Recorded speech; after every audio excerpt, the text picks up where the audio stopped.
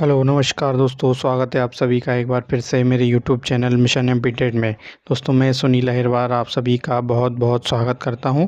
आज मैं आप सभी के लिए बाल विकास के टॉप 30 क्वेश्चंस लेके आया हूं, जो कि आगामी पात्रता परीक्षा एमपीटेड 2026 के लिए बहुत ज़्यादा महत्वपूर्ण साबित होने वाले हैं।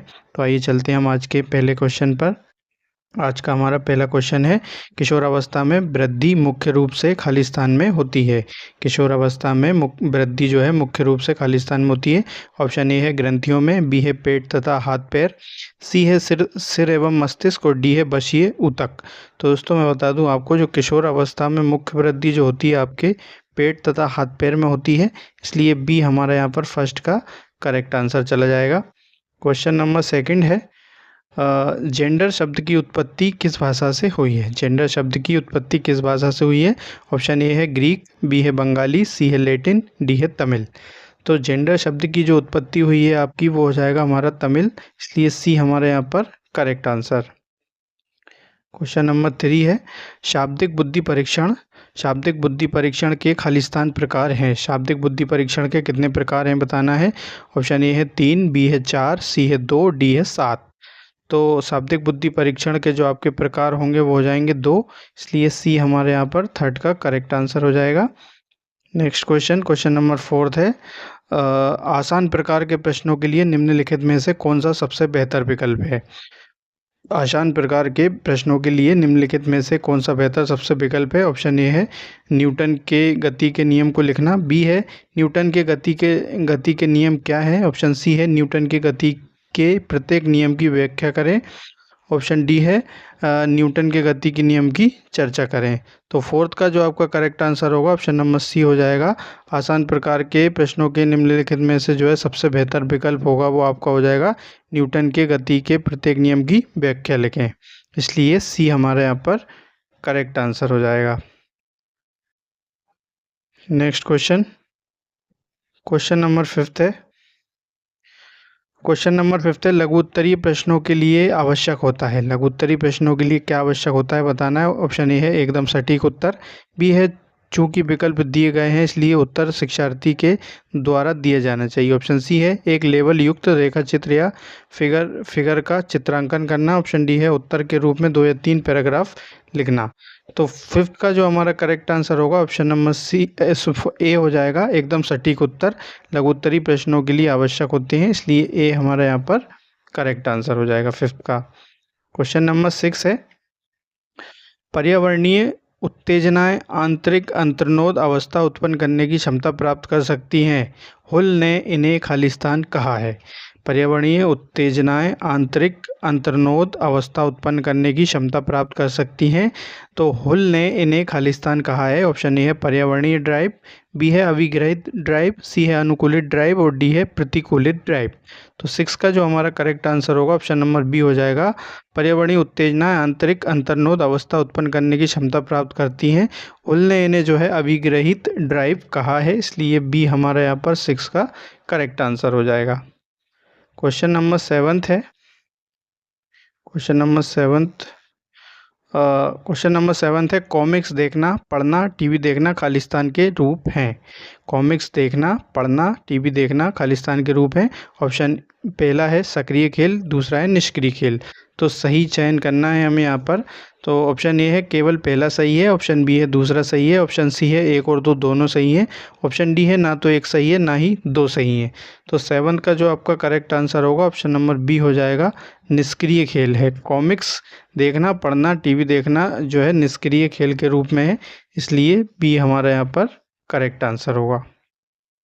नेक्स्ट क्वेश्चन, गार्डनर ने 7 बुद्धिमत्ता की एक सूची तैयार की, निम्नलिखित में से कौन उसमें शामिल नहीं है। गार्डनर ने 7 बुद्धिमत्ता की एक सूची तैयार की है, निम्नलिखित में से एक कौन सी उसमें शामिल नहीं है। ऑप्शन ए है शारीरिक अति संवेदी बुद्धिमत्ता, बी है भावनात्मक बुद्धिमत्ता, सी है तार्किक गणितीय बुद्धिमत्ता और डी है स्थानिक बुद्धिमत्ता।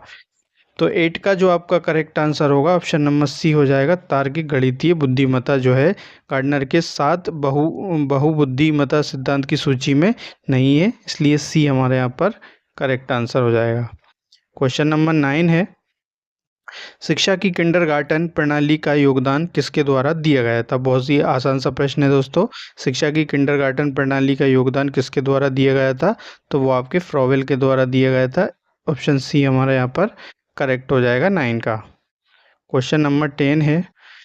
क्वेश्चन नंबर 10 है, एक शिक्षक के रूप में जब आप एक कक्षा में काम कर रहे हैं हो तो आपकी भूमिका होनी चाहिए। एक शिक्षक के रूप में जब आप एक कक्षा में काम कर रहे हो तो आपकी भूमिका होनी चाहिए। ऑप्शन ए है दंड देने वाला, बी है केयर टेकर, सी है जांचकर्ता और डी है सूत्रधार।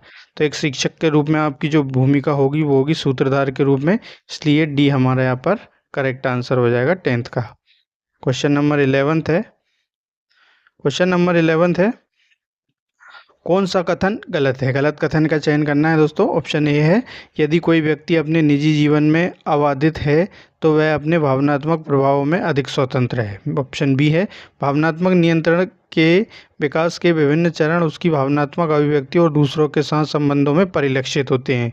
ऑप्शन सी है, भावना का असर व्यक्तिगत पर नहीं पड़ता है। ऑप्शन डी है, लक्षण ना तो वंशानुगत या पर्यावरणीय है। तो 11th का जो आपका करेक्ट आंसर होगा ऑप्शन नंबर सी हो जाएगा, भावना का असर व्यक्तित्व पर नहीं पड़ता है।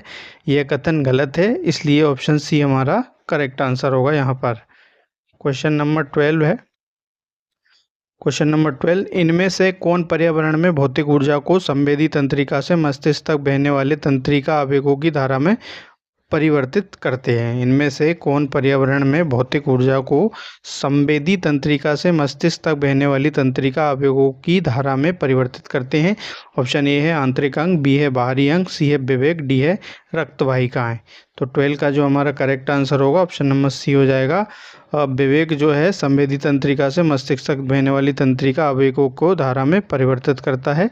सी यहाँ पर आपका करेक्ट आंसर हो जाएगा। क्वेश्चन नंबर 13, 6 से 11 वर्ष के बच्चे उसी अनुपात में दुबले हो जाते हैं क्योंकि वे 6 से 11 वर्ष के बच्चे उसी अनुपात में दुबले हो जाते हैं क्योंकि वे, ऑप्शन ए है ढेर सारा व्यायाम करते हैं, बी है उस अवधि के दौरान ऊंचाई हासिल करते हैं, सी है जंक फूड खाते हैं और डी है बहुत टीवी देखते हैं। तो बहुत ही आसान सा प्रश्न है दोस्तों। तो 13 का जो आपका करेक्ट आंसर होगा ऑप्शन नंबर बी हो जाएगा, इस अवधि के दौरान ऊंचाई हासिल करते हैं इसलिए वो दुबले हो जाते हैं। तो वी हमारा यहाँ पर करेक्ट आंसर होगा। बाल्यावस्था की उम्र होती है ये वाली 6 से 11 और 12 वर्ष तक मानी जाती है। तो इस अवधि में क्या है, बच्चे जल्दी हाइट बढ़ती है उनकी, इस वजह से दुबले रह जाते हैं। तो बी हमारा यहाँ पर करेक्ट आंसर। क्वेश्चन नंबर 14 है।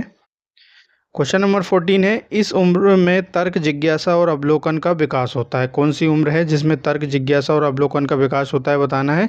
ऑप्शन ए है 7 साल, बी है 11 साल, सी है 9 साल, डी है 6 साल। तो 14 का जो हमारा करेक्ट आंसर होगा ऑप्शन नंबर सी हो जाएगा। 9 साल में जो है तर्क जिज्ञासा और अवलोकन का विकास होना शुरू हो जाता है, इसलिए सी हमारे यहाँ पर करेक्ट आंसर हो जाएगा। क्वेश्चन नंबर 15 है। क्वेश्चन नंबर 15, कौन सा कथन सही नहीं है? यहाँ भी गलत कथन का चयन करना है। ऑप्शन ए है प्राकृतिक इम्यूनिटी रोग से पीड़ित होने के परिणाम एक जीव द्वारा अर्जित बचाव है, बी है अर्जित इम्यूनिटी आनुवंशिक संरचना के आधार पर या किसी विशेष बीमारी से संबंधित होने के कारण विरासत में मिली प्रतिरक्षा है, सी है प्राप्त इम्यूनिटी सक्रिय नहीं हो सकती, डी है वैक्सीन प्रेरित इम्यूनिटी रोग के मारे गए या कमजोर रूप के माध्यम से प्राप्त की जाती है। तो 15 का जो हमारा करेक्ट आंसर होगा ऑप्शन नंबर डी हो जाएगा। ये गलत कथन भी है, वैक्सीन प्रेरित इम्यूनिटी रोग के मारे गए या कमजोर रूप के माध्यम से प्राप्त की जाती है, इसलिए डी हमारा यहाँ पर correct answer. Question number 16। Question number 16 है, निम्नलिखित में से कौन सी विपक्षी अवज्ञा विकार की नैदानिक विशेषता नहीं है? निम्नलिखित में से कौन सी विपक्षी अवज्ञा विकार की नैदानिक विशेषता नहीं है? ऑप्शन ए है दूसरों को आकर्षित करने के लिए व्यवहार, बी है नियमों का पालन करने से इनकार, सी है कठोर बोलना और डी है स्कूल और घर के नियमों पर सवाल उठाना। तो 16 का जो हमारा करेक्ट आंसर होगा, 16 का जो आपका करेक्ट आंसर होगा, 16 का जो हमारा करेक्ट आंसर होगा ऑप्शन नंबर ए हो जाएगा, दूसरों को आकर्षित करने के लिए व्यवहार करना विपक्षी अवज्ञा विकार की नैदानिक विशेषता नहीं है, इसलिए ए हमारे यहाँ पर करेक्ट आंसर हो जाएगा।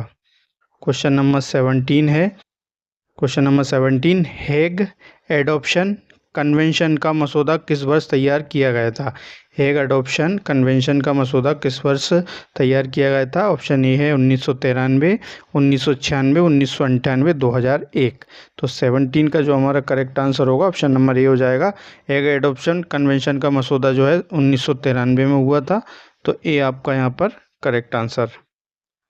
क्वेश्चन नंबर 18, यदि किसी बच्चे की विकलांगता 40% से कम नहीं है तो RPWD अधिनियम 2016 के अनुसार खालिस्तान वर्ष की आयु तक निःशुल्क शिक्षा प्रदान की जाएगी। ऑप्शन ए है 13, बी है 16, सी है 18 और ऑप्शन डी है 20। तो 18 का जो हमारा करेक्ट आंसर होगा ऑप्शन नंबर सी हो जाएगा। तो यहाँ पर 18 वर्ष आयु तक निःशुल्क शिक्षा प्रदान की जाएगी। RPWD अधिनियम 2016 के अनुसार 18 वर्ष तक की आयु तक निःशुल्क शिक्षा प्रदान की जाएगी। तो सी हमारे यहाँ पर 18 का करेक्ट आंसर होगा। क्वेश्चन नंबर 19 है, फिजियोथेरेपी की श्रेणी में नहीं आता। ये भी आसान सा प्रश्न है। फिजियोथेरेपी की श्रेणी में नहीं आता है, बताना है। ऑप्शन ए है गति चिकित्सा, बी है व्यायाम, सी है हास्य चिकित्सा और डी है व्यावसायिक चिंता। तो आसान सा प्रश्न है। व्यावसायिक चिकित्सा जो है फिजियोथेरेपी में नहीं आता है। गति चिकित्सा आती है, व्यायाम आता है और हास्य भी चिकित्सा आती है, इसलिए डी आपका यहाँ पर 19 का करेक्ट आंसर। क्वेश्चन नंबर 20 है। क्वेश्चन नंबर 20, निम्नलिखित में से कौन ऑटिज्म स्पेक्ट्रम विकार की एक विशेषता है? पहला है आँख से संपर्क बनाए नहीं रख पाते, दूसरा है संचार करने में असमर्थता या संचार का दोषपूर्ण पैटर्न। तो सही कोड का हमें यहाँ पर चयन करना है। ऑप्शन पहला सही है, ऑप्शन दूसरा सही है, ऑप्शन दोनों सही है और डी है ना तो एक सही है ना ही दो सही है।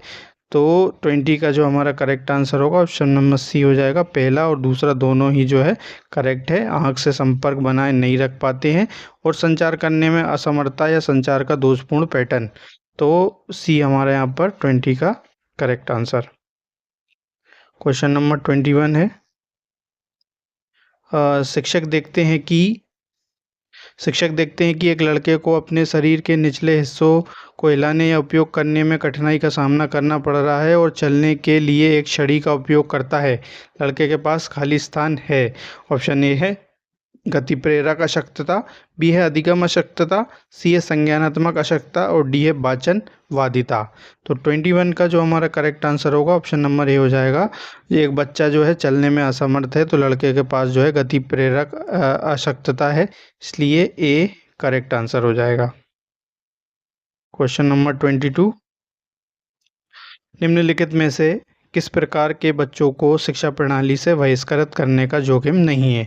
निम्नलिखित में से किस प्रकार के बच्चों को शिक्षा प्रणाली से बहिष्कृत करने का जोखिम नहीं है? ऑप्शन ए है कम उपलब्धि हासिल करने वाले बच्चे, बी है सीखने में कठिनाई आने वाले बच्चे, सी है सामाजिक भावनात्मक और व्यवहार संबंधी विकार वाले बच्चे और डी है भाषा और संचार की समस्या वाले बच्चे।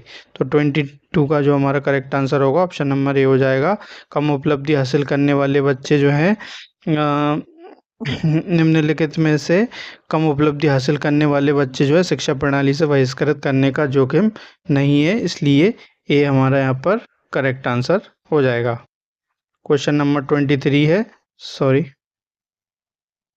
क्वेश्चन नंबर 23, निम्नलिखित में से कौन बौद्धिक रूप से उज्ज्वल बच्चों के लिए शिक्षण अधिगम रणनीति नहीं है? निम्नलिखित में से कौन सी बौद्धिक रूप से उज्ज्वल बच्चों के लिए शिक्षण अधिगम रणनीति नहीं है? ऑप्शन ए है अतिरिक्त काम, बी है क्षमता समूहन, सी है शारीरिक दंड और डी है आत्मनिर्देशन में सीखना। तो 23 का जो आपका करेक्ट आंसर होगा ऑप्शन नंबर सी हो जाएगा। शारीरिक दंड जो है बौद्धिक रूप से उज्ज्वल बच्चों के लिए शिक्षण अधिगम रणनीति नहीं है, इसलिए सी हमारा यहाँ पर 23 का करेक्ट आंसर होगा। क्वेश्चन नंबर 24 है, यदि किसी व्यक्ति को एक विशिष्ट प्रकार की आनुवंशिक समस्या है तो संभावना है कि उसका पुत्र उस समस्या को स्पष्ट रूप से न करे, लेकिन उसका पोता उसे वैसे ही दिखा सकता है जैसे वह अभी करता है। यह खालिस्तान का उदाहरण है? ऑप्शन ए है अलगांव का कानून, बी है स्वतंत्र वर्गीकरण का कानून, सी है आश्रित वर्गीकरण का कानून और डी है प्रभुत्व का कानून। तो 24 का जो हमारा करेक्ट आंसर होगा ऑप्शन नंबर बी हो जाएगा, स्वतंत्र वर्गीकरण का कानून। यदि किसी व्यक्ति को एक विशिष्ट प्रकार की आनुवंशिक समस्या है तो संभावना है कि उसका पुत्र उस समस्या को स्पष्ट रूप से ना करे, लेकिन उसका पोता उसे वैसे ही दिखा सकता है जैसे वह अभी करता है। यह जो है स्वतंत्र वर्गीकरण का कानून का उदाहरण है, इसलिए बी हमारे यहाँ पर करेक्ट आंसर होगा। क्वेश्चन नंबर 25 है, सॉरी, क्वेश्चन नंबर 25 है, निम्नलिखित में से कौन सी उद्दीपन उद्दीपन एक चलित प्रतिक्रिया की ओर ले जाती है? निम्नलिखित में से कौन सी उद्दीपन एक प्रचलित प्रतिक्रिया की ओर ले जाती है? ऑप्शन ए है अनुकूलित उद्दीपन, बी है प्रानुकूली उद्दीपन, सी है सकारात्मक उद्दीपन और डी है नकारात्मक उद्दीपन। तो 25 का जो हमारा करेक्ट आंसर होगा ऑप्शन नंबर ए हो जाएगा, अनुकूलित उद्दीपन। निम्नलिखित में से जो है उद्दीपन एक चलित प्रक्रिया की ओर ले जाती है तो अनुकूलित उद्दीपन क्रिया की ओर ले जाती है, इसलिए ए हमारे यहाँ पर करेक्ट आंसर हो जाएगा। क्वेश्चन नंबर 26 है, क्वेश्चन नंबर 26 है, महेश जानते हैं कि जब वह भाषण देने के लिए जनता के बीच जाते हैं तो उन्हें एक निश्चित तरीके से व्यवहार करना पड़ता है। ऐसे मानक इसका एक उदाहरण है। ऑप्शन ए है गैर पारंपरिक नियम, बी है पारंपरिक नियम, सी है व्यक्तिगत नियम और डी है आदर। तो 26 का जो हमारा करेक्ट आंसर होगा ऑप्शन नंबर बी हो जाएगा, पारंपरिक नियम। तो बी हमारा यहाँ पर करेक्ट आंसर। क्वेश्चन नंबर 27 है, प्रगतिशील शिक्षा के अनुसार निम्नलिखित में से किसका अधिगम पर पूर्ण नियंत्रण होना चाहिए? प्रगतिशील शिक्षा के अनुसार निम्नलिखित में से किसका अधिगम पर पूर्ण नियंत्रण होना चाहिए? ऑप्शन ए है शिक्षक, बी है प्रबंधन, सी है जिंदगी और डी है बच्चे। तो 27 का आपका करेक्ट आंसर होगा ऑप्शन नंबर डी हो जाएगा, प्रगतिशील शिक्षा के अनुसार बच्चों में जो है बच्चों में अधिगम पर पूर्ण नियंत्रण होना चाहिए, तो इसलिए डी आपका करेक्ट आंसर। क्वेश्चन नंबर 28 है, गार्डनर के बहुबुद्धि सिद्धांत के अनुसार सभी क्षमताएं हैं। गार्डनर के बहुबुद्धि सिद्धांत के अनुसार सभी क्षमताएं हैं। ऑप्शन ए है स्वायत्त, बी है अर्ध स्वायत्त, सी है आश्रित और डी है सहायक। तो 28 का जो आपका करेक्ट आंसर होगा ऑप्शन नंबर बी हो जाएगा, अर्ध स्वायत्त। गार्डनर के बहुबुद्धि सिद्धांत के अनुसार सभी क्षमताएं जो है अर्ध स्वायत्त हैं, तो बी इसलिए हमारा यहाँ पर करेक्ट आंसर माना जाएगा। क्वेश्चन नंबर 29 है, जीन पियाजे से प्रश्न आया है, बहुत ही ज़बरदस्त प्रश्न है और आपको देखना है।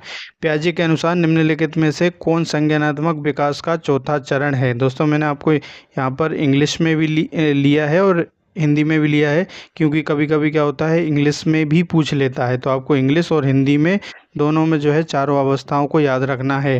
ये बात मेरी ध्यान में रखिए और नोट भी कर लीजिए मेरे हिसाब से। तो ऑप्शन ए है सेंसरी मोटर स्टेज, संवेदीय पेशी अवस्था, जिसकी आयु होती है 0 से 2 वर्ष, और दूसरी है कंक्रीट ऑपरेशनल स्टेज,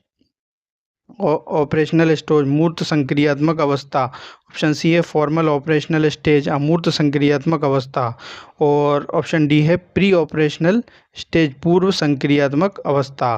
तो 29 का जो हमारा करेक्ट आंसर होगा ऑप्शन नंबर सी हो जाएगा। पियाजे के अनुसार जो है संज्ञानात्मक विकास का जो चौथा चरण होता है अमूर्त संक्रियात्मक अवस्था होती है। तो मैं आपको बता दूं, पहली तो ये होती है संवेदी पेशी अवस्था, और दूसरी होती है मूर्त संक्रियात्मक अवस्था, ये हो जाएगी, और तीसरी होती है पूर्व संक्रियात्मक अवस्था, और चौथी हो गई अमूर्त संक्रियात्मक अवस्था। मैंने चारों आपको बता दी है, हिंदी इंग्लिश दोनों में, तो आप याद रखिएगा। तो सी हमारे यहाँ पर करेक्ट आंसर हो जाएगा। आइए चलते हैं नेक्स्ट क्वेश्चन, आज का लास्ट क्वेश्चन है दोस्तों। क्वेश्चन नंबर 30 है, पठन कौशल में खालिस्तान सर्वाधिक महत्वपूर्ण है। पठन कौशल में सर्वाधिक महत्वपूर्ण है। ऑप्शन ए है उच्चारण की शुद्धता, बी है लिपि चिन्हों की जानकारी, सी है द्रुत गति से पढ़ना, डी है अर्थ ग्रहण करना। तो पठन कौशल में सर्वाधिक महत्वपूर्ण क्या है बताना है। तो अर्थ ग्रहण करना जो है सर्वाधिक महत्वपूर्ण है, इसलिए पठन कौशल में अर्थ ग्रहण करना सर्वाधिक महत्वपूर्ण है, इसलिए डी हमारे यहाँ पर करेक्ट हो जाएगा। तो दोस्तों वीडियो कैसी लगी कमेंट के माध्यम से हमें अवश्य बताएं, और चैनल पर नए हैं तो चैनल को सब्सक्राइब करके बेल आइकन का बटन ज़रूर प्रेस कर लें, ताकि आगामी पात्रता परीक्षा एमपीटेट 2026 की तैयारी आप हमारे चैनल से जुड़कर हिंदी, ईबीएस और सीडीपी बाल विकास तीनों की तैयारी आप बहुत अच्छे से कर सकते हैं हमारे चैनल से जुड़कर, क्योंकि इसमें वही प्रश्न लिए जा रहे हैं जो विगत वर्षों में बार बार रिपीटेड हुए गए हैं। और 2011 से लेकर 2024 तक के जो जो रिपीटेड प्रश्न हैं वही आप लोगों के लिए लेके आए हैं। तो आप एक बार हमारे चैनल से जुड़कर ज़रूर तैयारी कर सकते हैं, बहुत अच्छे से तैयारी कर सकते हैं। और इसी के साथ जय हिंद, जय भारत, वंदे मातरम दोस्तों।